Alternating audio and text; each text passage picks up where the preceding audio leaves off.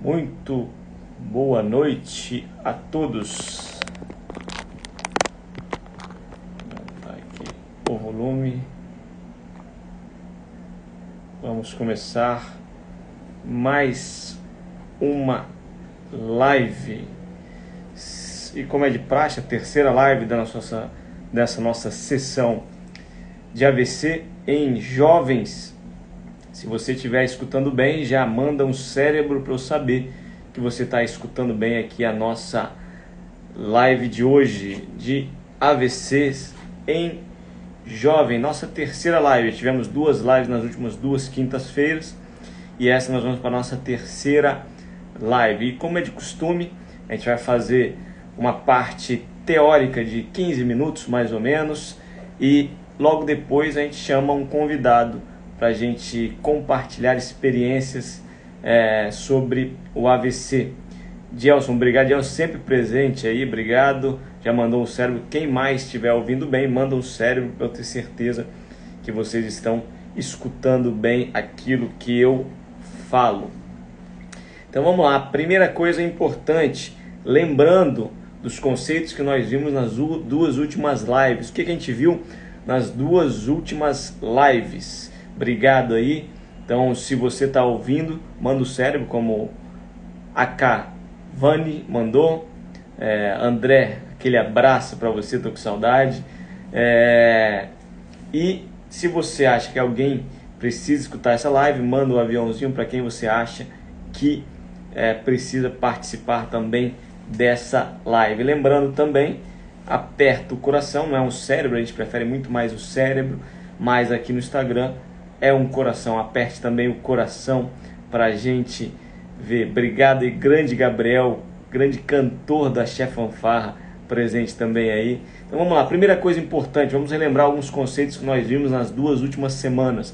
Primeira coisa importante que nós discutimos na primeira semana, o que é a diferenciação entre o que é um AVC isquêmico daquilo que é um AVC hemorrágico. A primeira coisa, nós vimos então o AVC isquêmico numa oclusão de um vaso, isso é o AVC isquêmico. E o AVC hemorrágico é aquele que ocorre um extravasamento de sangue. Lembra aquela comparação que a gente fez com o encanamento da sua casa? Você pode ter um entupimento do cano, isso seria semelhante a um AVC isquêmico, ou quando você tem um vazamento de água. O vazamento de água ele é comparado ao vazamento de sangue no cérebro, e isso sim nós chamamos de AVC hemorrágico. Então você viu o que é um AVC isquêmico e o que é um AVC hemorrágico.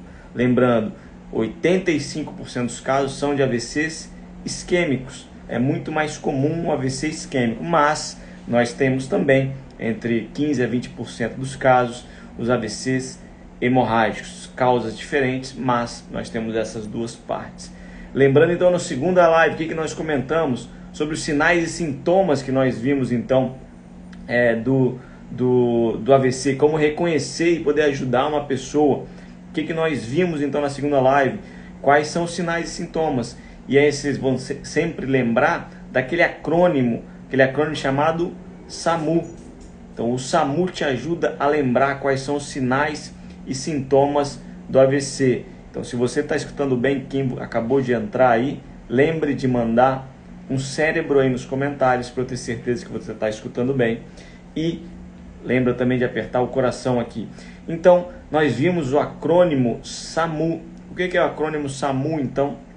O SAMU é para você lembrar os principais sinais e sintomas de um AVC. Se você pegar as letras do SAMU, o S de sorriso, aquele paciente que tem um desvio, tem um sorriso torto, isso é um paciente que pode estar tendo um AVC.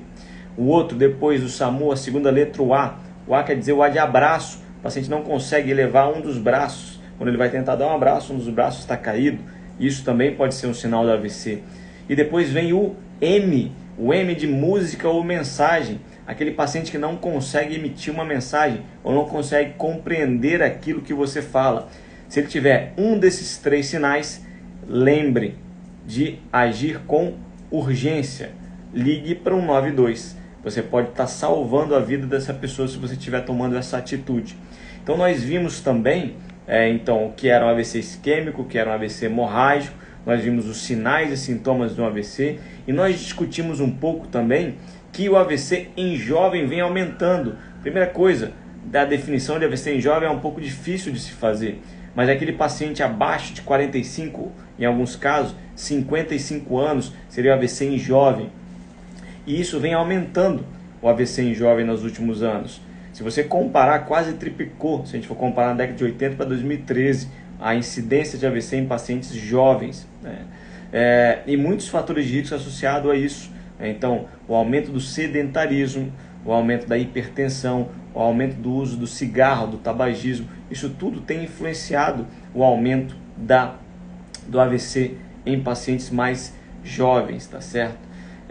E agora a gente vai entrar nessa nossa live de hoje para falar da principal causa de AVC isquêmico em jovens. Se você sabe, já comenta aí qual que é a principal causa de AVC em jovens, principalmente naqueles pacientes com menos de 45 anos.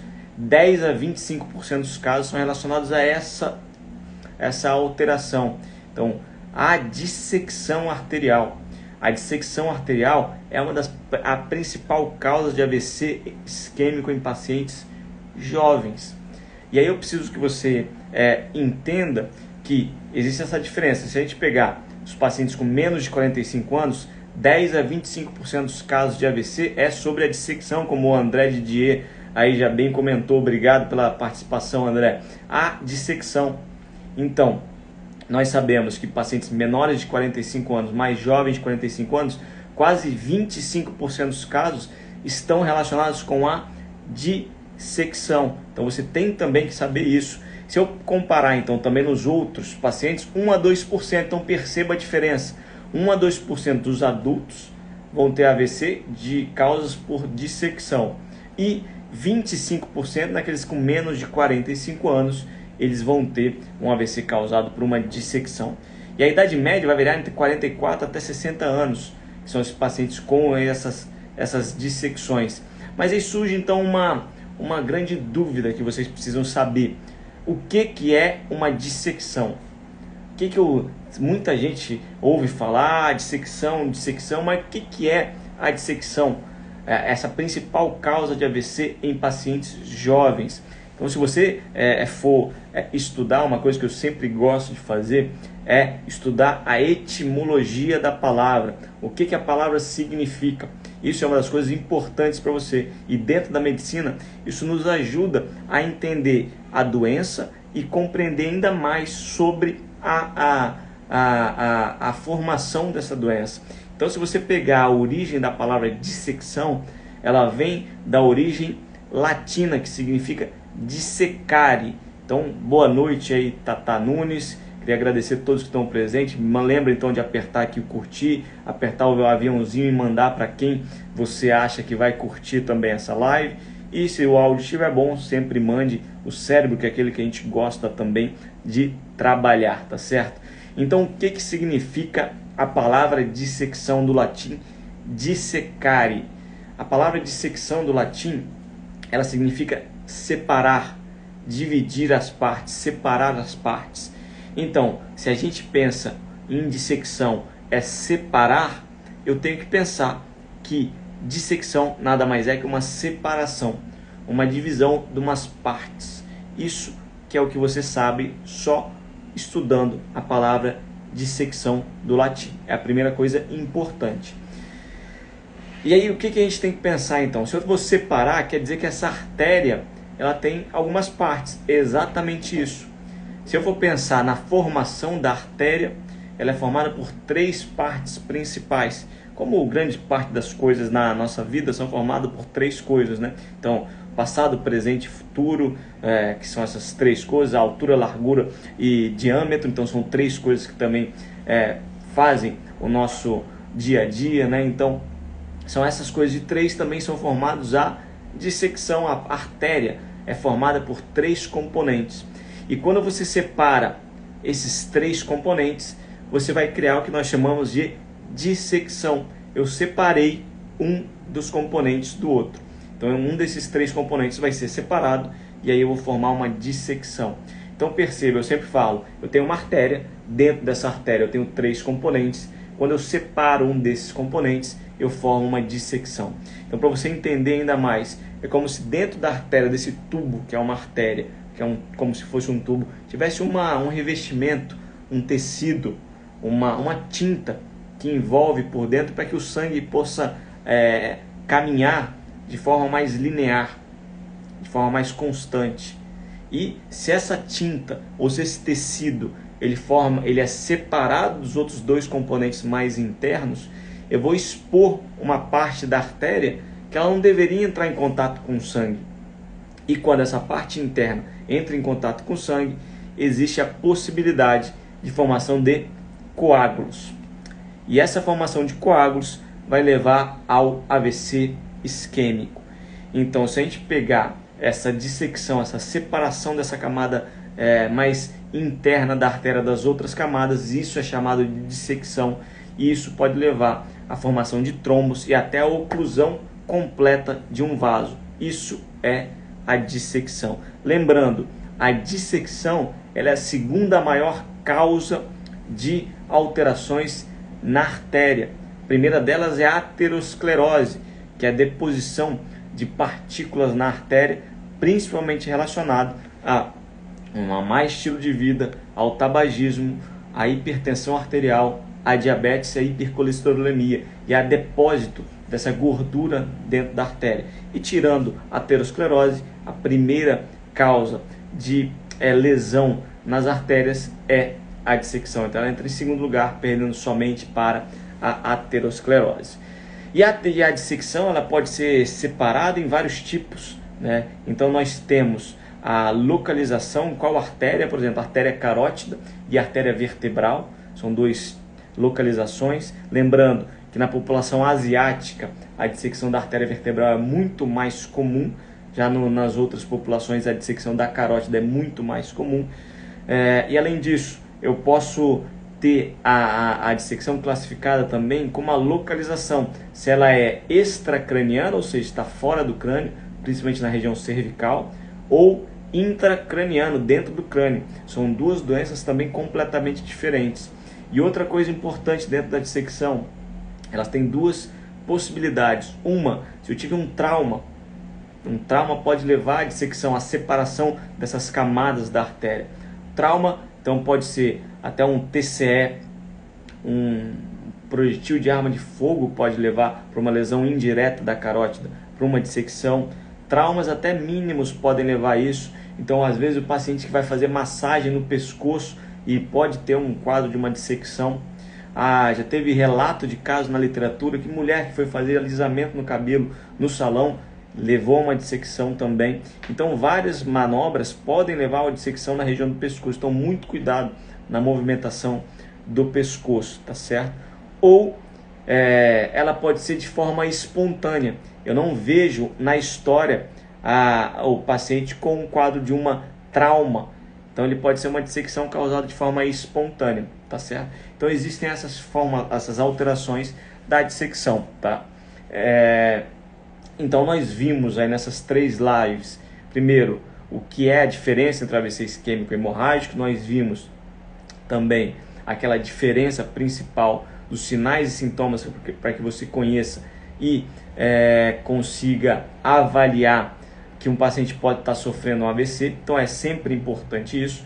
E nós vimos também por que vem aumentando o caso de AVC em pacientes jovens. E agora nós vimos a principal causa de AVC isquêmico em jovens, que é a dissecção. 25% dos pacientes com menos de 45 anos, a causa desse AVC é uma dissecção, tá certo? E agora a gente entra para a segunda parte dessa live, então, que nós fizemos agora aqui, essa parte introdutória, uma parte mais conceitual, teórica. O Igor aqui falando muito mais como médico para vocês. E agora a gente vai falar uma parte muito mais, menos médica, não vai ser nada médico, mas um bate-papo daquelas pessoas. Vocês viram nas 2 últimas semanas o meu pai que participou, que teve um AVC, que foi causado por uma dissecção. E aí, depois minha mãe, junto com meu pai, participou da segunda live contando a experiência deles sobre AVC.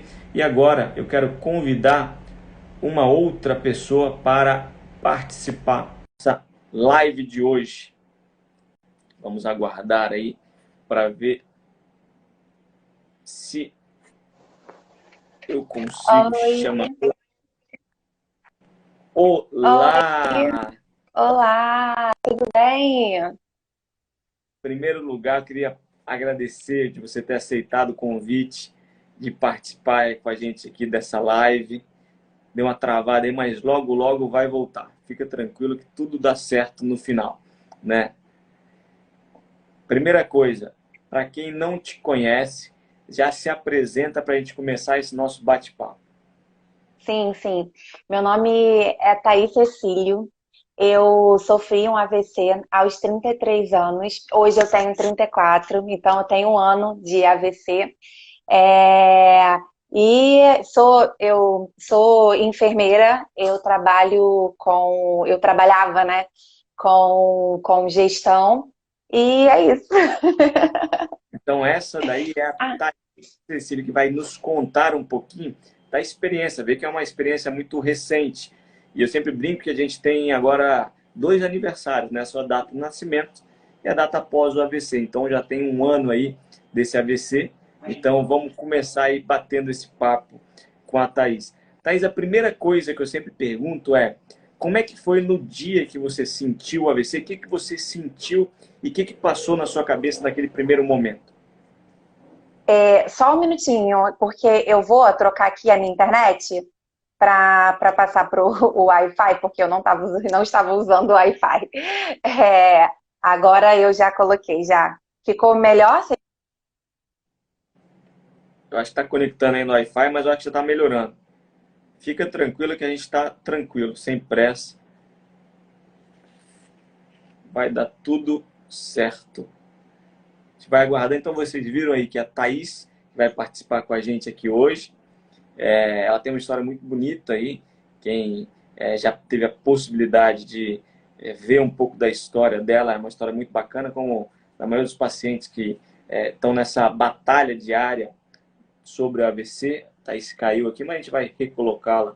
Isso aí vai ser o menor dos problemas. Então, como todos os pacientes aí que estão nessa luta diária contra o AVC, tem essa história muito bonita. Então, a gente vai aguardar a Thaís, que ela vai ter muita coisa para compartilhar com a gente, para compartilhar as experiências que ela teve sobre esse momento, esse ano diferente que ela passou, do outubro de 2020 para até agora outubro de 2021. Então, a experiência, que eu acho que é a parte mais interessante aqui, dessa nossa superação, né, dos pacientes que tiveram AVC e como eles levam e encaram a vida. Então, vocês vão perceber como essa Thaís voltou aí. Deixa eu te chamar aqui, Thaís, para a gente continuar o nosso bate-papo. Até o Instagram dela, Thaís Cecílio, superando o AVC. Acho que não conseguiu. Vamos lá de novo. Vamos ver se vai agora.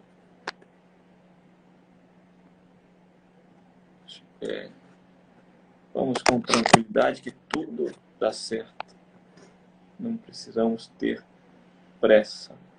Deixa eu ver se foi aqui. Mandei novamente o convite. Eduardo Weinberg, obrigado pela participação aí, grande Oi. Eduardo Weinberg, de volta. Agora utilizando o Wi-Fi que fica muito mais fácil, né? É. Aí eu estava Eu falando tá. aqui que Hum, você então tem um ano aí mais ou menos que foi o AVC, que foi em outubro de 2020, se eu não me engano, né? foi. Eu tive conhecimento na época que você teve o AVC, e aí eu falo depois por que eu tive essa interação, mas é um momento mais para frente. E eu sempre Aham. falo que os pacientes com AVC têm muito para nos ensinar, né?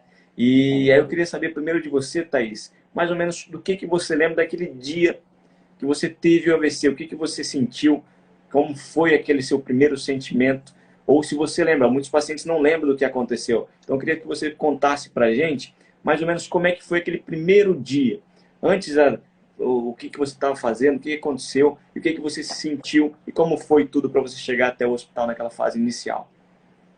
Então, desculpa por ter caído a minha Não, internet, não, mas eu já voltei. tranquilo. Então, eu me lembro que foi na madrugada, né, de domingo para segunda, e eu me recordo que eu estava pensando no trabalho no momento que eu sofri o AVC. Eu estava com muitos problemas no trabalho, e aí eu expliquei, eu estava de madrugada pensando sobre eles, né, sobre isso, e aí eu senti uma dor de cabeça muito forte, e eu acordei o meu marido, né, que ele estava dormindo, e aí eu acordei ele, e a gente me perguntou se eu queria ir pro hospital, e eu falei que sim. Ele primeiro me deu medicamentos, e aí não passava de maneira alguma. E aí ele me perguntou se eu queria ir pro hospital. Eu falei, pelo amor de Deus, eu preciso ir pro hospital. E eu saí de casa andando, eu saí de casa falando, e com todos os meus movimentos, de braço, de tudo. E aí, quando eu cheguei lá no hospital, é, eu me recordo que eu consegui falar ainda o que eu estava sentindo, que eu estava com que eu estava com muita dor de cabeça, e entrei, né, para fazer a medicação e tudo mais. Só que, e aí, nesse negócio de esperar a medicação, eu parei de falar, eu fiquei totalmente afásica. E aí, o meu marido ficou desesperado, né? Porque ele já imaginava que pudesse ser um AVC, que eu pudesse estar sofrendo um AVC. E aí, depois, eu parei de falar, né? E eu ainda tenho um pouquinho de afasia, tá, gente? Então, eu, às vezes, não falo as coisas na ordem exata, como tem que ser falado. É, mas eu tô tentando. Ah, você tá ótima, Thaís. Fica tranquila. E o nervosismo faz isso piorar, né? Então, nós É, estamos batendo um bate-papo aí na mesa da sua casa. O Gabriel tá do lado da gente, estamos tomando uma água aqui. A gente tá tranquilo, né? Só para as pessoas entenderem, o marido dela é médico, né? Então, ele estava auxiliando. E outra coisa importante, ela falou sobre a afasia. A afasia é quando o paciente perde a fala, não consegue falar. Então, isso que ela sentiu aí, que ela teve quando ela estava já dentro do hospital, né? E outra coisa importante, Thaís, você falou que foi uma dor de cabeça. Muitas pessoas sentem dor de cabeça. Mas essa dor de cabeça foi igual às suas outras dores de cabeça? Ou foi uma não, foi coisa... extremamente forte, foi absurdamente forte. Assim, foi uma dor de cabeça que eu nunca senti nada igual na vida. Só pra você ter uma noção, eu quis ir pro hospital por causa dessa dor de cabeça, porque estava muito, muito forte. E no meio do caminho, eu me lembro que eu falava no carro assim: pelo amor de Deus, me leva pro hospital, pelo amor de Deus, eu preciso ir pro hospital, porque eu tô com muita dor de cabeça, eu tô com muita dor de cabeça. pior dor da vida? Foi a pior dor da vida que eu já senti. É, que as pessoas Foi precisam uma dor. entender que a dor de cabeça, quando normalmente está relacionada ao AVC, é desse tipo, que não consegue, É, toma remédio, não melhora, é a pior dor da vida, 0 a 10 era de quanto essa dor? 10. É a pior dor da 10. vida. Então, é exatamente isso. E aí você foi para o hospital e parou de falar. Nesse momento, você ainda tinha noção do que estava acontecendo ou não?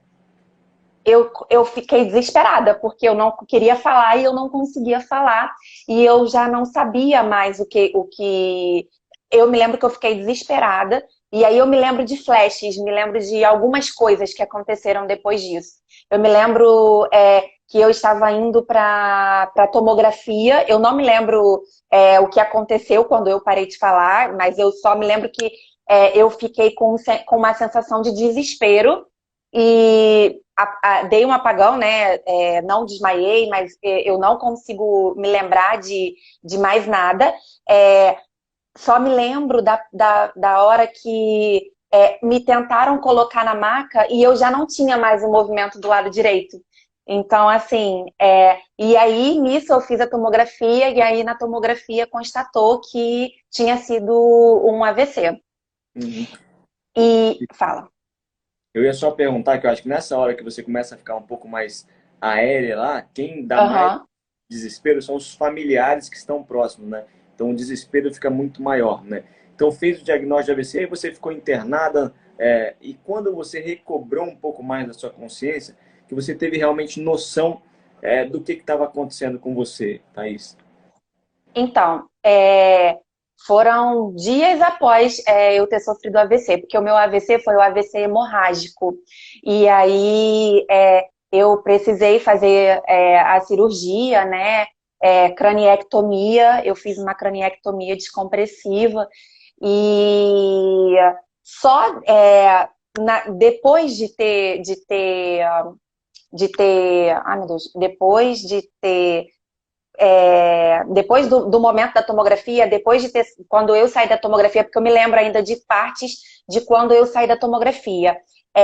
Depois disso, eu me lembro só de, eu fui retomar a consciência uns, não sei, 25 dias depois, mais ou menos, porque a craniectomia, né, descompressiva, é um procedimento super invasivo, né? Você fica com um edema cerebral ainda, e aí acontece, né, esse tipo de coisa. Acho que você pode falar até melhor do que eu sobre ele.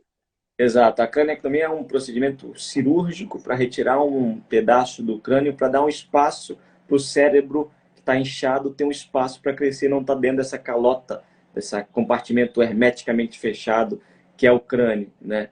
E aí você recuperou um pouco mais a sua consciência no hospital depois desses 25 dias procedimento. Sei que a angústia muito maior era dos familiares que estavam próximos de você, pela incerteza do que viria. E aí, quando você começou a recobrar a consciência, você começou a perceber mais tudo que estava acontecendo, o que você começou a pensar ali, Thaís?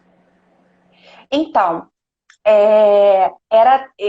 era tudo muito vago, né? Era tipo assim, na realidade, é, eu acho que a ficha foi caindo aos poucos, entendeu? Do que tinha acontecido comigo, do que estava acontecendo. Só que assim, eu precisei, né, fazer a cirurgia da cabeça, no cérebro, né?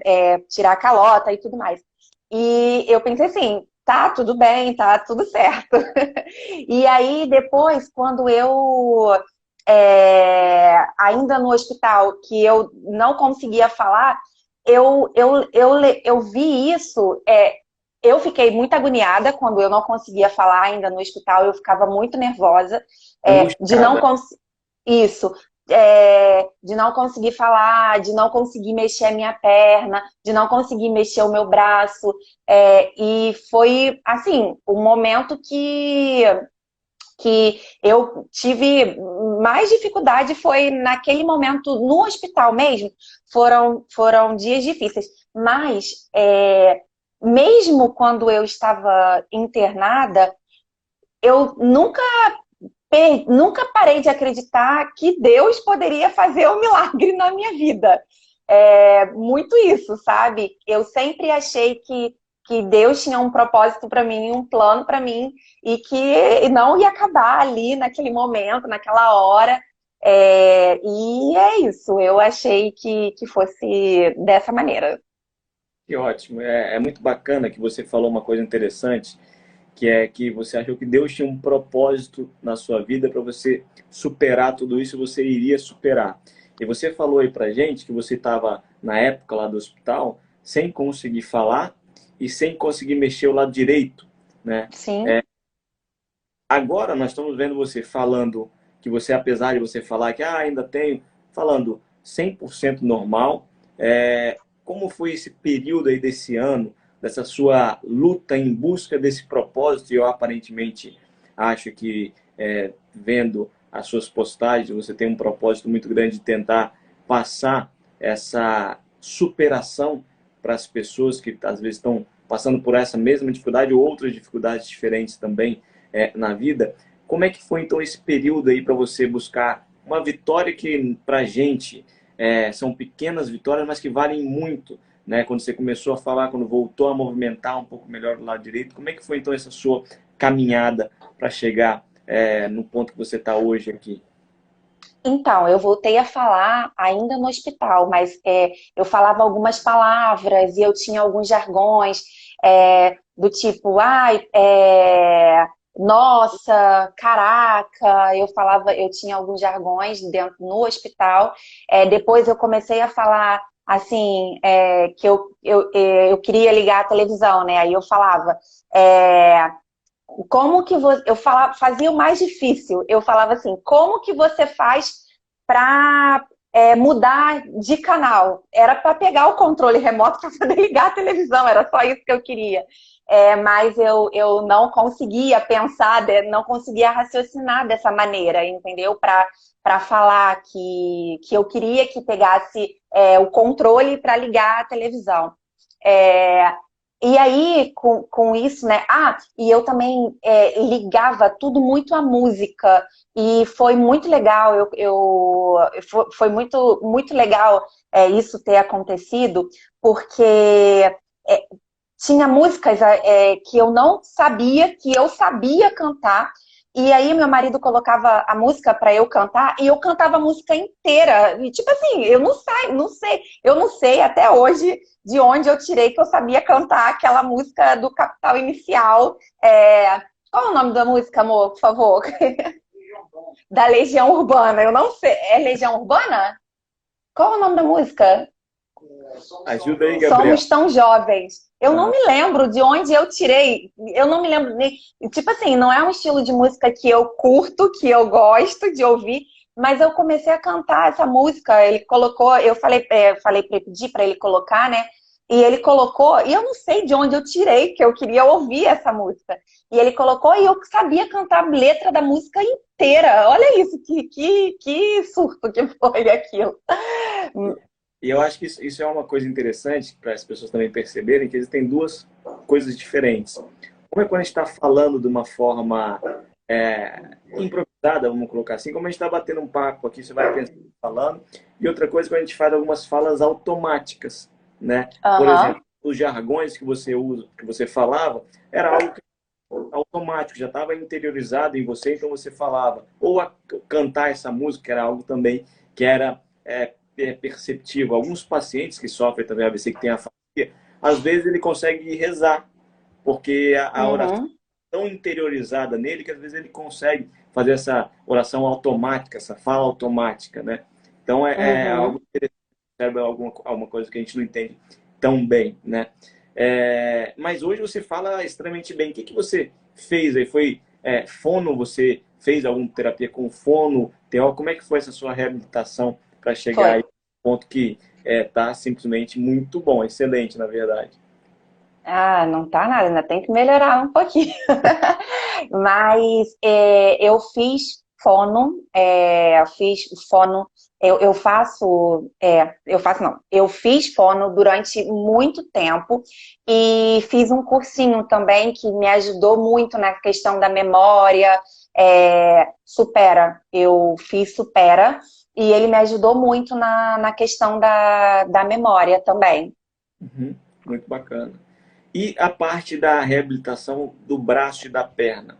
Como é que foi essa? O que você primeiro? Você falou que viu e falou, não, eu tenho um propósito com isso tudo, que eu acho que é uma coisa extremamente importante você tirar um bem das dificuldades, que eu acho que é isso que você tem feito, tem demonstrado muito bem para a gente. Como é que foi então Uhum. da recuperação motora? Você saiu do hospital já andando? Como é que foi quando você deu os primeiros passos? Como é que foi? Você chegou no hospital andando, você falou, e depois foi que ele Uhum. evoluiu que parou de movimentar. Então, conta pra gente como é que foi aquela voltar a andar. Não sei se você saiu do hospital já andando ou não, como é que foi isso? Então, eu comecei a dar os primeiros passos no hospital ainda. Eu fiquei 43 dias, mais ou menos, em torno disso, 43 dias internada no hospital. E aí eu voltei a andar ainda no hospital. E foi assim, maravilhoso, né? Os primeiros passos que eu dei nossa, a minha família ficou muito feliz, né? Por eu ter voltado a andar também.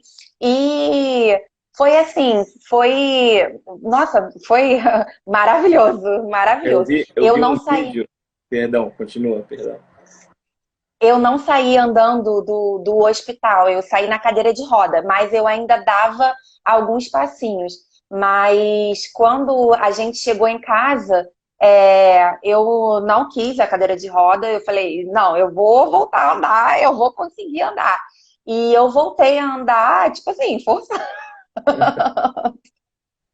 Eu vi um vídeo, eu acho, você caminhando no hospital, e a felicidade das pessoas ao seu redor, né? Então, eu acho que o suporte que as pessoas que estão ao lado de quem está passando por esse momento difícil é muito importante para dar esse empurrão a mais e saber, ó, Sim.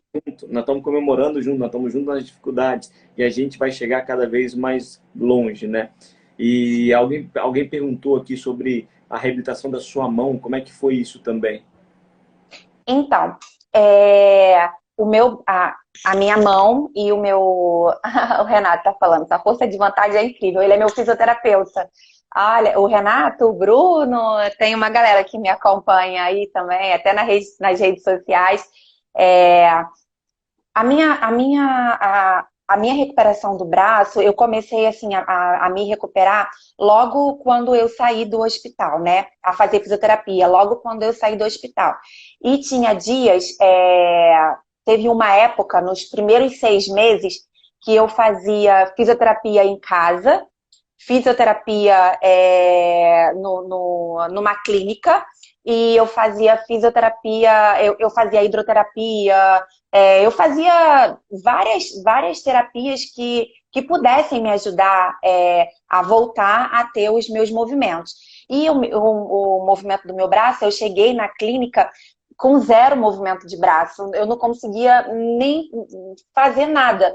E assim, é importante lembrar aqui, frisar, que nenhuma lesão é igual a outra, que toda lesão é diferente. Nenhuma lesão, as lesões não é assim. Eu sofri um AVC, ela também sofreu um AVC. Então é legal a gente falar também que para as pessoas não se compararem, porque uma lesão nunca é igual a outra. É muito importante falar sobre isso também. Perfeito. É, Muitos pacientes eles falam, não, mas ele teve AVC, e eu não, e às vezes, como eu trabalho no hospital de referência sobre AVC, então tem vários pacientes internados com AVC. Ele fala, não, é porque que ele está assim e eu não. Né? Tem esses questionamentos, e é exatamente isso. Apesar de ser o mesmo nome, só no mesmo nome nós temos dois tipos diferentes, né, do isquêmico e do hemorrágico, e além disso, o tamanho, a localização, tudo isso vai variar a causa do AVC. Então são coisas que cada paciente com AVC é único. Então a gente vai tentar uhum, entender, você vai ver isso com o seu médico, com o seu fisioterapeuta, com quem faz toda a sua reabilitação, de qual foi o motivo, qual é a extensão. Então a comparação, apesar de estar no mesmo nome de AVC, é extremamente perigosa, né? Porque são coisas completamente diferentes. Exatamente isso como você falou. As lesões podem ser completamente, mesmo tendo a mesma idade, o mesmo tipo de AVC isquêmico hemorrágico, pode ser completamente diferente. Foi perfeito sim. esse comentário. É isso. E aí, eu comecei o Kleber falando, cada AVC tem um grau de impactação diferente. É isso mesmo, Kleber. Cada AVC é diferente um do outro mesmo. Então, a minha reabilitação do meu braço, né, que nós estávamos falando, eu tinha zero de movimento, zero, zero, zero. Não conseguia levantar o braço sequer. E aí a gente foi trabalhando, foi assim, eu fui vendo que eu tinha ganhos todo dia eu tinha um ganho diferente, todo dia acontecia uma coisa diferente. Até hoje eu percebo que eu tenho ganhos. E a gente tem que comemorar os pequenos ganhos, a gente tem que aprender a comemorar mesmo os pequenos ganhos, entendeu? E aí eu consegui, né? Meu braço foi voltando. Eu ainda não tenho os movimentos finos do braço como um todo. Eu ainda só tenho movimentos mais bruscos. Eu não tenho o movimento completo do braço, eu só tenho os movimentos bruscos ainda, mais ou menos isso. Uhum. Se eu estiver errada, você me corrige, tá? É, já está correndo e tudo, vai ser maratonista. E aí, eu não. Você, você consegue bloquear os comentários? Porque eu Tá, tô, tá, tô, tô me, tô me perdendo aqui, porque eu tô prestando atenção pronto. nos Aí comentários. E aí, isso. fica Aí eu melhor. tô me perdendo. Desculpa aí, tá, gente? Só Não, porque depois você eu abre tô me o canal, perdendo. comenta e a gente responde. Exatamente. Então, aí a gente estava falando da minha Até o recuperação do braço. É, braço. Aí eu voltei a fazer os movimentos mais bruscos, né? E tô me reabilitando ainda tô em reabilitação. Eu não me recuperei 100% e eu acho que não existe recuperação 100% pós-AVC. Eu acho que você sofreu um acidente e quando você sofre acidente, você fica com sequelas. Mas assim, é, eu acredito que, na verdade, não é isso que eu acredito, que você não pode se recuperar 100%. Não é isso que eu penso. Eu acredito que você pode se recuperar 100%, sim, que você tem, que nós temos capacidade em fazer isso acontecer. Gente, eu tenho um pouco de afasia, então eu não falo as coisas na ordem que eu tenho que falar. É, a gente pode se recuperar 100%, que a gente tem tudo para se recuperar 100%, que a gente tem que acreditar primeiro na gente, no nosso potencial e ter muita fé em Deus, porque só ela mesmo para poder, a fé em Deus que move a gente, que ajuda a gente no nosso dia a dia, que dá força para a gente ter a alegria e continuar seguindo, né? E tem estudos que falam que pessoas que encaram o AVC com bom humor, com, com essa vontade de vencer, né? De acreditar em si mesmo, que é uma das melhores maneiras de você conseguir superar as sequelas que o AVC te deixa. Que vem junto vem de brinde, né? As sequelas, vem de brinde elas. E aí é isso que eu penso, que eu acho. E a minha mão, eu fiz muita descarga de peso na minha mão. Os meus fisioterapeutas, sempre acompanhada de fisioterapeuta. Em casa, eu insistia muito também. Eu tinha. Eu fazia sempre, eu faço sempre, né? Exercícios em casa para a mão voltar a fazer. Você viu que eu reaprendi, né, a escrever? Eu Eu consegui vi a reaprender a filmagem que você escrever. colocou, eu vi. Ai, foi muito bacana, está sendo muito legal essa minha reabilitação. E aí foi isso, eu fiz muita descarga de peso na mão, no braço também, né? Eu tenho uma espasticidade muito forte que ainda me limita a fazer muita coisa, mas eu estou vencendo essa espasticidade também. Eu fiquei com uma subluxação no meu ombro também, eu tive um tempinho que eu fiquei com uma inflamação na cabeça longa do bíceps. E aí a gente teve que tratar essa inflamação e aí ficou difícil para eu conseguir fazer alguns movimentos, mas eu ainda tenho essa dorzinha e agora passou para o ombro a dor. Cada dia a gente tem uma dor, não são flores, não é maravilhoso. A minha recuperação não é maravilhosa. Eu também passo por problemas, eu também tenho que enfrentar os meus medos, tenho que enfrentar todos os problemas que todos os AVCistas têm na face da Terra. Eu também tenho esses problemas, mas eu tenho bom humor, fé e eu acredito muito, muito na minha recuperação. E eu acredito que se eu não ficar 100%, eu vou ficar muito perto de 100%. Excelente, viu, Thaís? Parabéns aí por essa sua força de vontade, essa sua resiliência em continuar, em seguir. A gente sabe a dificuldade que é conviver nessa fase inicial, que você poderia ter jogado a toalha, né? Fala, não, Sim, por que comigo? Olha só, tô na flor da idade, e agora não. Você não jogou a toalha, você pegou a toalha e falou, essa toalha vai me ajudar a sim, então, em primeiro lugar, parabéns. Apesar de você falar que a sua fala ainda não está 100%, mas está muito próximo já disso, então já demonstra o quão a quantidade de força de vontade que você tem, o quanto você vem trabalhando para isso também.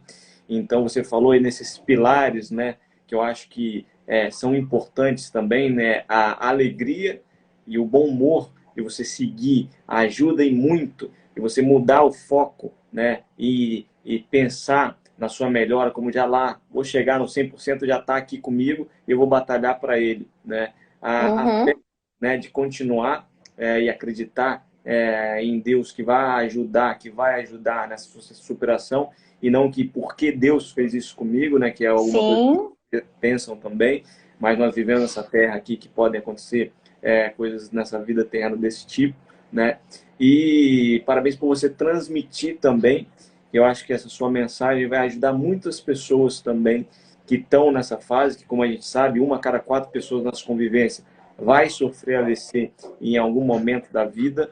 Então é um uhum, grupo enorme. Parabéns por você, primeiro, ter coragem de falar sobre isso, ter coragem de falar das nossas limitações, que ninguém gosta, né, de falar das sim. limitações. E você fala incentivando muita gente. Então, obrigado por você ter participado com a gente. O que você gostaria de deixar aí de mensagem final para quem participou aqui com a gente dessa live?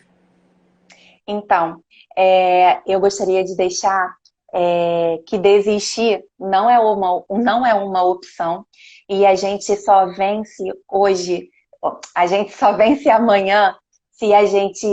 Ai, meu Deus! A Ele gente só vence hoje, a gente só vence amanhã se a gente não tiver desistido hoje. É esse recadinho que eu queria deixar para vocês e queria falar para que vocês nunca desistam, que vocês sempre persistam, porque acreditar em si é, é tudo na vida. Você tem que acreditar em si e eu acredito que eu estou no lugar que eu tinha que estar, que eu estou exatamente onde eu tinha que estar e que o que aconteceu comigo foi exatamente o que tinha que acontecer.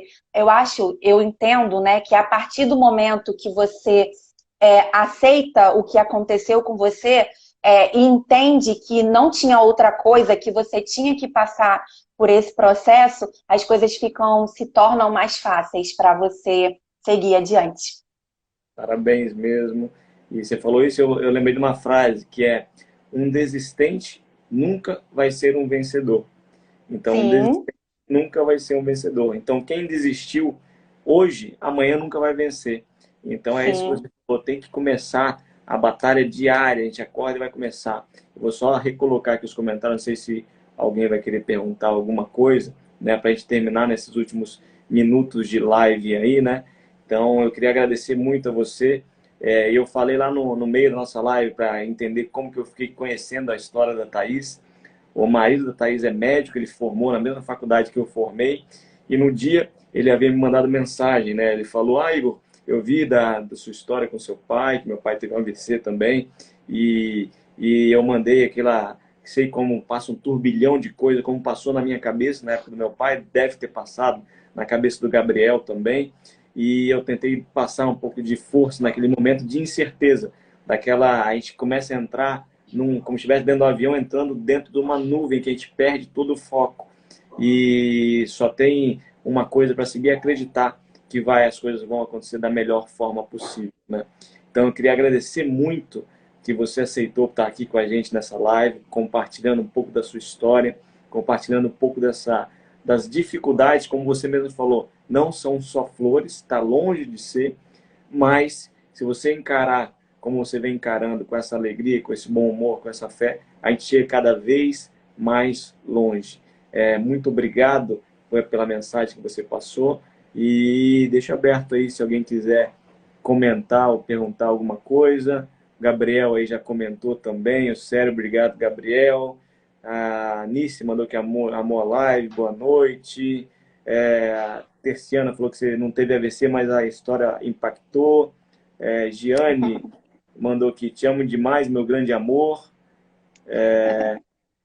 Parabéns, Thaís. Me identifiquei em vários momentos com você, com a sua história.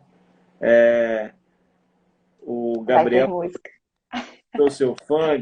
Maíra, beijo, amor. Perguntou se vai ter música. O Gabriel era cantor da Umbanda aqui da Chefe Fanfarra, né? Então, Vem cá, amor. até aí também, Gabriel, cadê? É isso aí, ó. Não, bota esse. Eu fico com esse aqui. Ai, meu Deus. Gabriel aí, ó. E aí, meu amigo? Saudade de você, viu? Um prazer te ver novamente aí. Espero ir no Rio de Janeiro um dia dar um beijo em vocês dois, né?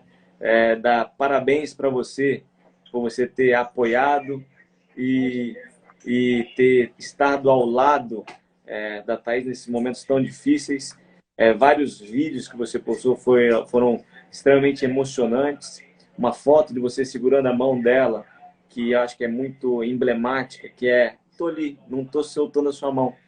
Então, esse suporte que as pessoas que a gente ama nos dão quando a gente está nesse momento de dificuldade é o que nos dá mais força para continuar, mais fé e mais alegria, que a gente sabe que a pessoa que está do nosso lado está de mão dada com a gente. Aquela foto sua foi simplesmente sensacional. O que você tem para falar aí para as pessoas, Gabriel? Ah, difícil, né, cara? Eu acho assim, a gente, como você falou e você sabe muito bem, que você teve aí com o grande seu Edilson, é o que você falou, né? Passa um turbilhão de coisas na cabeça e nessas horas a gente ser médico, e a gente já enxerga lá na frente o que está por vir, o que está para acontecer. Mas eu acho importante é isso. No momento que eu vi a tomografia dela, no momento que ela foi para a sala do centro cirúrgico, eu falei assim, deixa eu chorar tudo que eu tenho para chorar aqui agora, porque depois que ela voltar vai ser só força, vai ser só alegria, só motivação para ela. Então, foi assim que eu procurei fazer, não demonstrar nenhuma fraqueza. Eu então, vou chorar, hein? Então, é o nosso papel. Então, daquele momento em diante, o que eu tentei fazer foi isso, mostrar o máximo de apoio possível para tudo que ela viesse fazer, por tudo que ela fosse passar, cabeça cheia de interrogação ainda, mas graças a Deus ela tem muita luz, ela é muito forte. Em nenhum momento ela desanimou. Lógico, tem momentos que ela, né, que bate uma bad, mas, cara, desde o do primeiro momento de consciência dela, depois que estudou, depois que saiu do CTI, ela sempre teve disposta, ela sempre procurou tratamento, ela sempre... Eu chego em casa e ela estava sempre lendo alguma coisa nova, ela queria fazer um tratamento novo, então, sempre apoiar enfim, eu acho que essa é a nossa parte, né?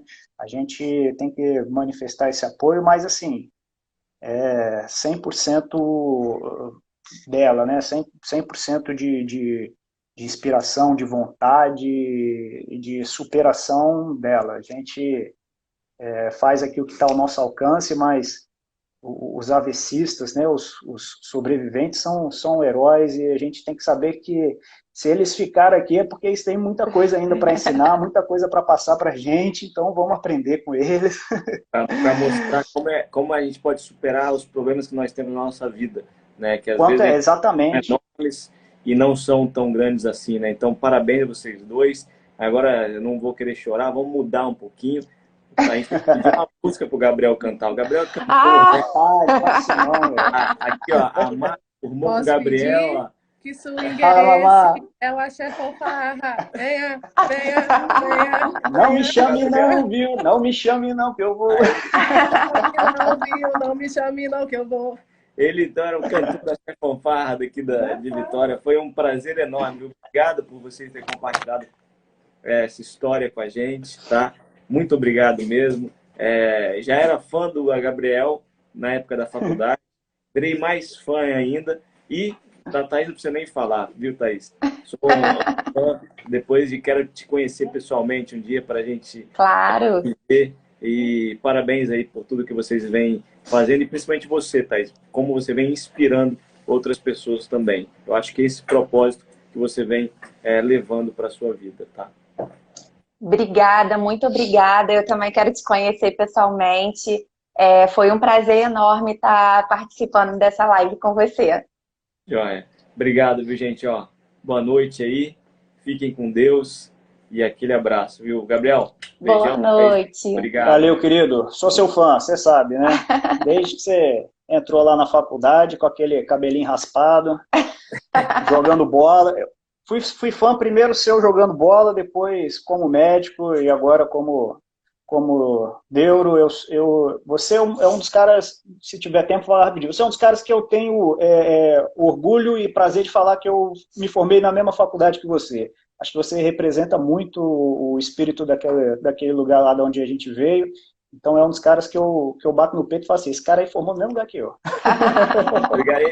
Esse merchan depois vai chegar um boleto aqui em casa para eu pagar, viu? Isso antes. Obrigado, seu coração é enorme. Thaís, parabéns por você ter escolhido esse cara aí para estar do seu lado. Gabriel, parabéns por ter escolhido essa mulher para estar do seu lado. E um dia eu vou aí para a gente bater um papo pessoalmente aí no Rio de Janeiro. Bora! Vamos Bora, sim. pode vir. Tchau. Beijo, Obrigado. tchau. Tchau.